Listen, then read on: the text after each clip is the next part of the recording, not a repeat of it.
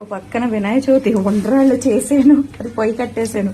మళ్ళీ మా పిల్లలకి పునుకులు టిఫిన్ చేయాలి కదా వాళ్ళకి. మా వారేమో అక్కడ రెడీ చేస్తున్నారు దేవుడి దగ్గర. అది అయ్యే లోపల నా వంట కూడా పూర్తి చేసేసుకోవాలి. ఇంకా పాల తాలికలు ఒకటి చెయ్యాలి. మరి వాళ్ళకి ఫుడ్ పెట్టాలి కదా, పిల్లలు తినాలి కదా. ఇది వరకు అయితే మేము తినకుండా పూజలు చేసుకునే వాళ్ళం అండి. ఇప్పుడు పిల్లలు ఉండలేకపోతున్నారు కదా, ఇంకేం చేస్తాం. నేనైతే ఇప్పుడైనా అంతే, తినకుండానే పూజ చేసుకుంటాను. ఎంత నీరసం వచ్చినా సరే బాగా అలవాటు.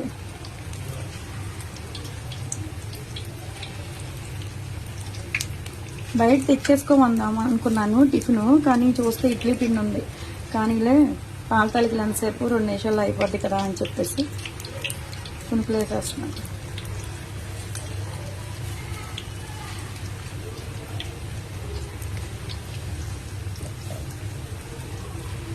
నా ఈ పని అయ్యే లోపల మా వారు పూర్తి చేసేస్తారు దేవుడి దగ్గర పాలు.